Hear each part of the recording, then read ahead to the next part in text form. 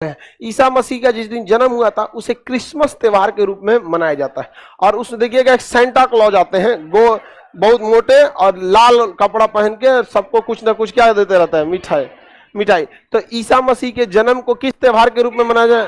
Christmas के रूप में। राम जी के जन्म के रूप में आप देखते हो रामनवमी के रूप में लोग कलश वगैरह लेके जाते हैं, या फिर कई सारे अनुष्ठान होते हैं। मोहम्मद साहब के जन्म के में मनाते हैं ईदुन मिलादुन नबी, मिलाते हैं मनाते हैं। सब धर्म वाले लोग अपने अपने लिए मनाते हैं। बुद्ध पूर्णिमा देख लीजिएगा। तो वैसे ईसाई लोग में जहाँ ईसा मसीह का जन्म हुआ उस दिन को किस रूप में मनाते हैं? क्रिसमस। लेकिन ईसा मसीह को फांसी पर सूली पर लटका दिया था, सूली पर लटका दिया गया। अब बताइए इतने अच्छे इंसान को सूली पर लटका दिया गया, उसके बाद भी वो कह रहे थे हे प्रभु इन्हें माफ कर दीजिएगा। तो सूली पर लटका दिया गया, उस दिन को कहते हैं गुड फ्राइडे। इसलिए कभी भी किसी को हैप्पी गुड फ्राइडे मत बोल दीजिएगा, ये दुख का त्योहार होता है। किसी धर्म का, उस धर्म के प्रवर्तक जो उस धर्म के सबसे प्रिय हैं, अब जैसे हिंदू धर्म के लिए राम जी कृष्ण जी, अब किसी जिस दिन इन लोग का सपोज कीजिए, खैर यहाँ पे तो कोई इन लोग में किसी को ऐसा नहीं हुआ। अब जैसे ईसाई में जो ईसा मसीह है, मुख्य रूप से उन्होंने ही तो ईसाइयत को फैलाया। हालांकि ये लोग पैगाम ये इन्होंने कभी नहीं कहा कि ये ईश्वर है, इन्होंने कहा ईश्वर के बेटा है। समझ में आया कि नहीं? तो उस दिन अगर आप किसी को कह दीजिएगा हैप्पी गुड फ्राइडे, तो ये एटिकेट सही नहीं है। उस दिन गुड फ्राइडे को हैप्पी गुड फ्राइडे नहीं बोला है। जैसे करवा चौथ को कभी हैप्पी करवा चौथ नहीं बोला जाता है, क्योंकि सुबह से भुखाई ले बिना पानी पिए का हैप्पी करवा चौथ। अब किसी बोला जाता है may you have an early appearance of moon today, मतलब आज आपको चांद पहले दिख जाए। समझ में आ गया कि नहीं आ गया? उसमें तो देखते हैं ना चलनी वगैरह में देखा जाता है। यहाँ पे गुजरात में ये परंपरा, छन्नी में तो तुम लोग को देखती होगी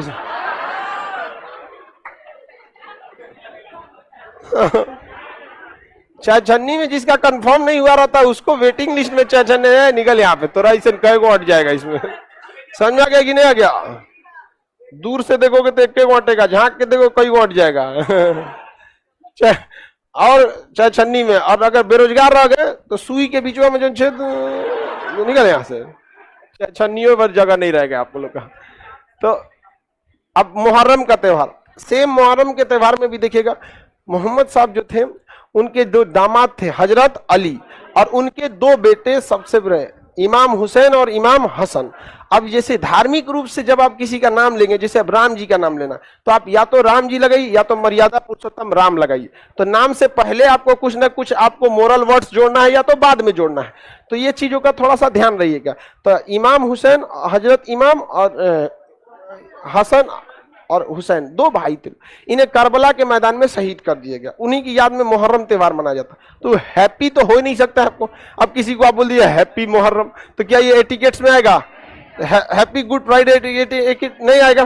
तो गुड फ्राइडे के दिन उन्हें क्या कर दिया गया? सूली पे लटका दिया गया था। सोचिए कितना ज्यादा अत्याचार सहा था इन लोगों ने, सभी लोगों ने। 12 साल तक वनवास काट के आए लोग, 14 साल, 12 साल हम बोले तो 14 साल का वनवास सब में। यहाँ पर हर धर्म में देखिएगा उन लोगों ने तकलीफों को सहा है। वहां पर मोहम्मद साहब मजदूरी भी किए हुए काम करने के लिए। आप इस्लामिक धर्म में देखें तो कमोबेश महात्मा बुद्ध भिक्षा भी मांगे हैं, मांगे कि नहीं मांगे?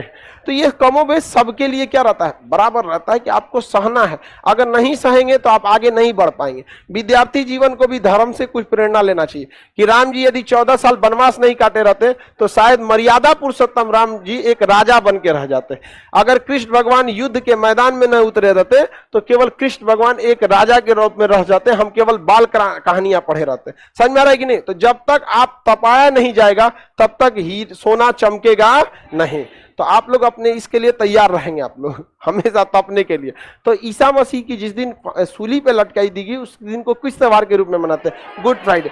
लेकिन उनको सूली पे लटकाकर उनके पार्थिव शरीर को पत्थर से ढककर बंद कर दिया गया था। लेकिन उन्होंने कहा, उन्होंने अपने कुछ अनुयायियों को कहा था कि इन्हें पता ही नहीं है हमारे शरीर को ये क्या रख पाएंगे, नहीं रख पाएंगे। लेकिन उनको राजा को लगा था कि नहीं हम क्या करेंगे, हम तो भैया पूरी तरह से इनको फांसी पे सूली पे लटका ही दिए हैं, अब करना क्या है कि हम इनको पत्थर से, बड़े से पत्थर से ढक देते हैं। लेकिन उसके 3 दिन बाद अचानक से वो पत्थर टूट जाता है और उनके अंदर लोग जब जाते हैं तो ईसा मसीह का पार्थिव शरीर को नहीं देख पाते।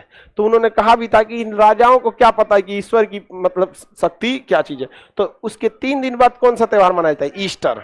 क्या मनाया जाता है? ईस्टर। तो ईस्टर के दिन आप गुड बोल सकते हैं कुछ, लेकिन गुड फ्राइडे के दिन नहीं गुड फ्राइडे बोल, नाम है गुड फ्राइडे, अप्रैल में पड़ता है गुड फ्राइडे। जब गुड फ्राइडे पड़ेगा बीत गया ना, और गुड फ्राइडे के 3 दिन बाद क्या बनेगा? ईस्टर। वो ईस्टर हमेशा किस दिन रहेगा? संडे के दिन। ईसाई लोग किस दिन पूजा करते हैं? संडे के दिन। तो देखो गुड फ्राइडे है, उसके बाद ईस्टर। गुड फ्राइडे फ्राइडे के दिन ही पड़ेगा, और उसके 3 दिन बाद फ्राइडे, सैटरडे, संडे। ईस्टर त्योहार किस धर्म से?